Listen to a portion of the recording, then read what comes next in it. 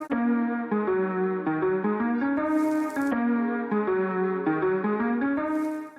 and welcome to the Expat pod, and welcome to the shorter quick fire questions version of the podcast. If you haven't already listened to the full episode, Andy and I have been talking for the past hour, I suppose, about Andy's life living in Sweden from Scotland, and please do go find that after you watch this. Of course, there'll be links somewhere around my finger right now. If you're watching on YouTube, you can find it there.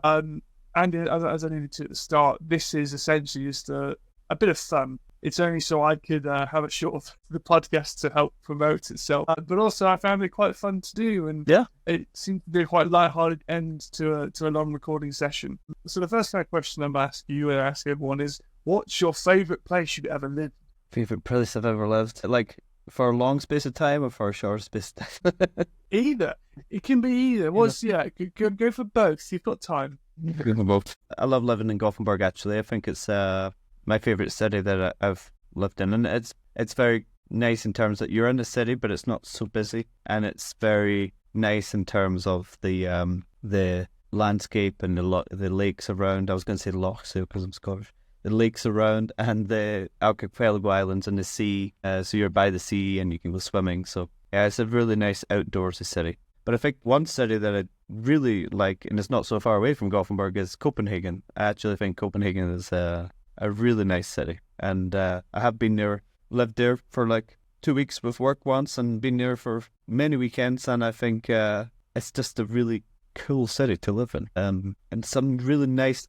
I lived one time in this nice neighborhood, and the name forgets me now, but the neighborhood, we just went out and got like pastries for breakfast and stuff. It was just super cool sitting outside, so if I could, I don't think I ever will, but if I could, I would live in Copenhagen. It's good. So. Or not work in Copenhagen and live in Malmo. Yeah, it's like most people do. Definitely. And what's your favourite international food? That's it. I love Japanese food, actually. Japanese food has always been my favourite. And I've never been to Japan, and it's like one of the places I'd love to go and visit, actually. So hopefully one day. What about the food? Is it the raw fish? Is it the flavours, the teriyaki, or what stands out to you with Japanese food? And why not lawn sausage or something? Lords. Maybe you're onto something there, some large sausage sushi or something, but fusion food. Yeah, that's definitely Asian fusion. Yeah, I just love the freshness. I love sushi as well, and I love when you go to a sushi restaurant where they make it really fresh in front of you, and there's a name for it. I should really remember the name for it, but there's a great restaurant in Gothenburg called Koisen. The best sushi you can ever have in your life. It's just amazing. So I just love the precision and the freshness and the kind of angle that Japanese food is. Engineered food. Yeah, almost like engineered food. That's a good way to put it. And then what's your favourite international tradition? That's a good question, isn't it? National. The idea is they're all meant to be good questions. Well, of course.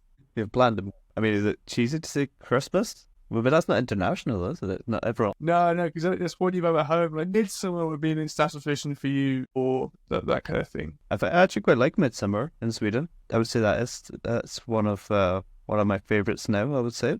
Hogmanay in Scotland's also a very good tradition because we have very... It's home for you, it's like international, isn't it? Yeah, so... yeah, go back to the home ones, I guess. Maybe I'm homesick, but... I guess maybe now, because you're a Swedish citizen, they're international for you again because it's not something you have every year. So Hogmanay could be a good one. It is because they celebrate... I mean, obviously everyone celebrates New Year's in their own way, but Scotland, it's very big. You know, it's a very big thing to have it. So I would say that would be the two things that come to mind right away, at least. Great. And then what's your favourite thing about living abroad? Being able to be immersed in two different cultures, because when you go back home, of course, it feels a little bit strange when you go back home, when you live abroad and you go back to your hometown and stuff. You almost feel like you're a tourist in your own town where you grew up, but it comes back very quickly that you know everything there and you know how it is. So I quite like that you can call two places home, if that's a nice way to put it. Yeah, I think it's a very good point. I think I still have that with Liverpool, where I moved out 2015, I think, and lived all over the Midlands and south of England, and then I moved to Sweden. And I have a lot of many homes. Since I was 18, I've moved house every year at least once. I had homes in Sweden. I lived in 3 different places. So 2 of them were in the same building, but I lived in like 2 different neighborhoods in Gothenburg in 1 year. Same all over, and you kind of learn like snippets and like things around you which are very regionally specific, and you kind of build this kind of map of directions of how to get to certain places and interact with things and learn like where's the local bakery, or where's a good place for pizza, or where's a good place for sushi and things like that. Like, living in Gothenburg, if you live, near Haga, you might know like a good bay pasta or something, that kind of thing. It's all about knowing where to go. I would say you must start up your own removal company, James Doran Removals, if you're so used to moving. My Volvo V90 out at the time. So. You're going to have a big car. Because, I mean, it's stressful having to move all the time. You always accumulate so much more stuff every time you move, I think. So, or maybe you're good at chucking things out every time you move. I don't know. I mean, until COVID, I all my stuff fitted in one car. But then I bought more bikes, and I bought more guitars, and I bought more big things like computers and things like that, which were quite difficult. And then vinyl record players, and I've got a lot of vinyl now, which takes up a lot of space. But that's as you get older, you have more Celts, I suppose, which is not this. What's your best homesickness remedy?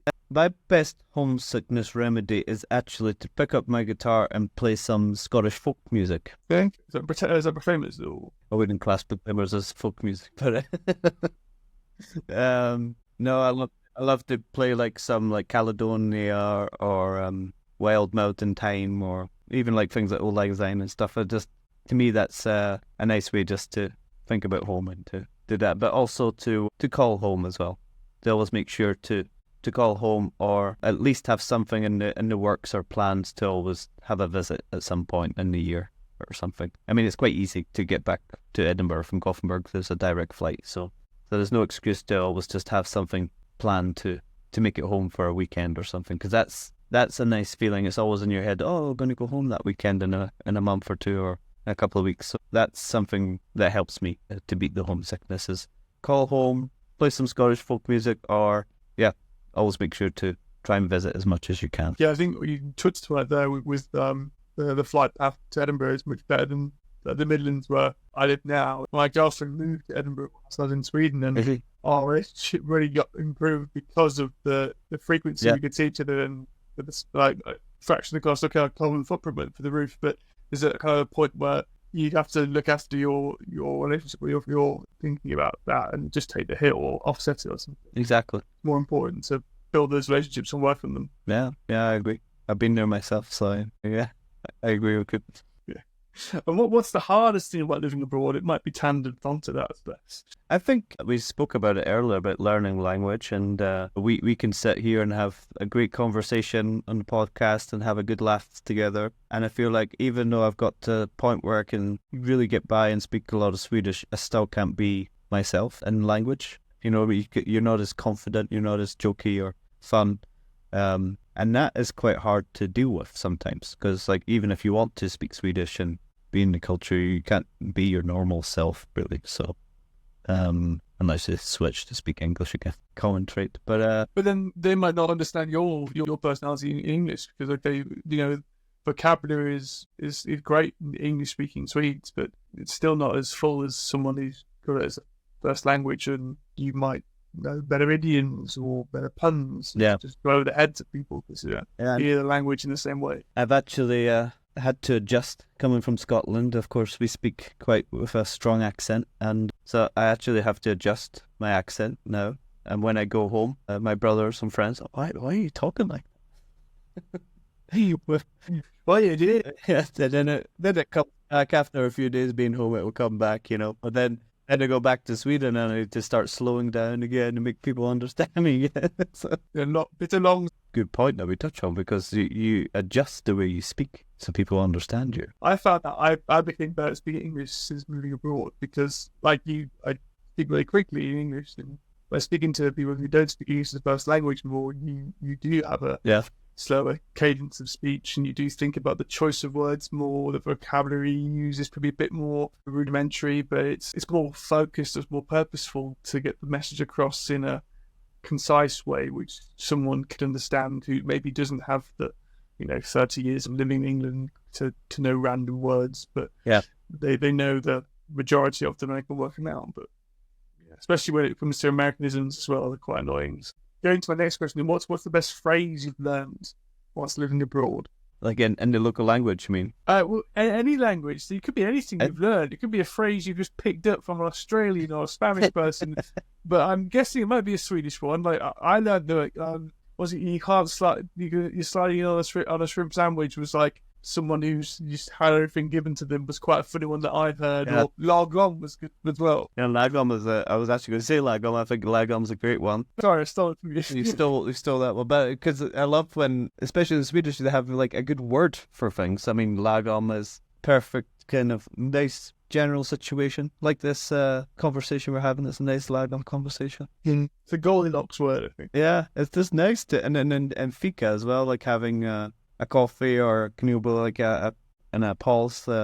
It's nice to see how that is really easy in different languages where you can say, because in English, I mean, it's not difficult, but do you want to go and get a coffee or just get this? It's like, it's easier to just go and have a fika, so it's a lot more clear, precise. And it sounds quite strange, but I think it's very clever the way that the way that Swedish grandparents is like worded in their language. So like far more. There's like the mother's father, mother's mother. Because in Scotland we're always like, oh, granny on the dad's side or granny on mum's side. So it's like it's so much easier the way that they've set up. Is more more logical actually. So that is a random one, but that's one of my favourites as well. It's very good. It's a unique one for sure, but also a very important one, I think, as well. And shows the interesting development of language and how structural it might be, which kind of reflects on Swedes in general being quite rigid in a sense that they follow the rules, but the rules they've set are rules that are good for them. So what's your best way of making new friends then whilst living abroad? I guess it's quite a difficult thing you will struggle with, especially if you go move as an adult and things. So.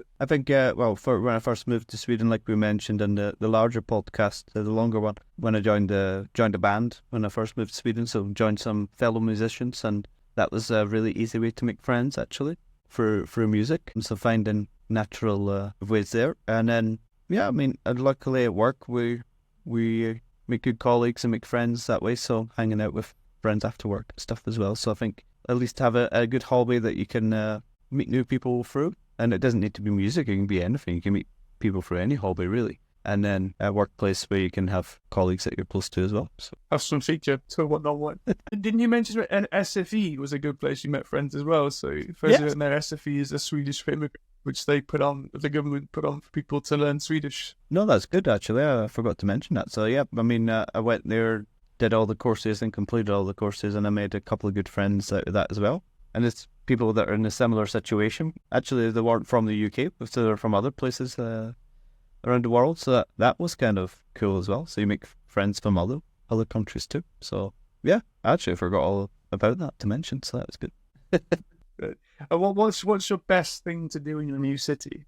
Like when I visit any city, or when I know in Gothenburg. So what's your number one tip for Gothenburg? What would be the thing to do? Is it apart from go to Pustervik or Yakidar or get a hot shot? I'm not into partying that much these days. I'm too old. But I think for me it would be, if you come to Gothenburg, you definitely have to. You mentioned it earlier. Visit Haga, because it's a really nice place to take a walk on a nice day and go into a cafe and things. It's a really nice area. Also, if you can, make it out towards the seaside, because Gothenburg has some really beautiful rocks and the archipelago islands, and it's super easy actually, because if you buy a bus ticket, you can also use that on the ferries to go visit the little islands out by and around as well, which is nice. Yeah, I think that's my two favourite things. And I would say, like I like to do in loads of cities, I like to either try out the metro, to go and look at like a city's metro. Gothenburg doesn't have a metro, it has a tram network above ground, so try out the local trams, because they're fun, especially if you're getting one of the old school ones. They're nice. And then I like to also cycle around the city, and I still love to do that in Gothenburg today, even just cycle into the city. And is this something cool about cycling around the city, where you've got proper cycle paths and you get to go and see a lot? Yeah, or take a voice scooter or something if you're a bit lazy. Yeah, if you want to do that way too, yeah. Especially after a few drinks. Because I think that you can see the city so quickly when you go around on a bike or a scooter, so you can see everything much faster. Yeah, definitely. And one thing I'd add is in Gothenburg for me was going to Ullevi for a concert. is a very, very good thing. I was looking to go to two there, which was Springsteen and Coldplay, and then Way Out West was also good. But that was a thing which was very, very cool for me to go and experience that. I went to It's a really Coldplay as interesting well, place. actually. Coldplay was really good at AEB. I went to that last year. And then my last question: what's your best expat life hack? I want to make it good. That's there's so like we covered so many throughout the podcast, so it's quite hard to like wrap it into one. I mean, this is what this podcast is all about: is to not be scared and to really jump into a new country or a new city that you're moving to. Don't think twice about it, because it opens up so many new doors and avenues that you maybe had never thought were available to you. And it led me to like where I am today by moving to Gothenburg. I would never be doing what I do today if I never moved here. So I think just don't think twice about it. Do it, because life's too short. So It often opens more doors than it closes, I suppose. Is a good way of putting it. my dad said something to me before I moved. It was like, if it doesn't work out, just come back. What's the worst thing? But so Very good. Yeah. We're lucky enough that we can go back and if you got the opportunity to grab it. run with it. Awesome. Well, thanks, Andy. Thanks for your time. Really, really appreciate chatting and catching you. It's really interesting to see your journey unfold and know a bit more about how you actually got there. Because obviously we were colleagues and knew quite a bit about you from a personal point of view, but not so much about what you had to go through in order to get there, the changes you had to go through, and the career paths you took in order to make that happen.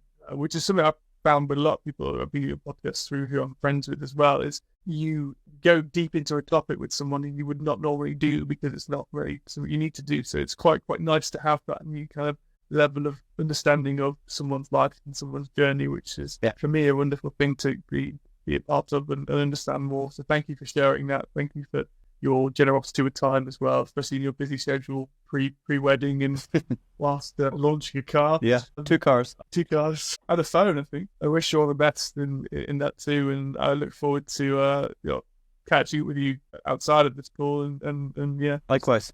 Keeping in touch, and thanks you all for listening, and hopefully you have enjoyed the podcast. You have found some nuggets of information which have helped you along your journey, whether it's just starting out, whether you're 10 years into it or 50 or however long you've been living abroad and you want more tips and support, then please let us know. Please help join this community of expats who've spent time living abroad, and we'll see you next time for the Expat Pod.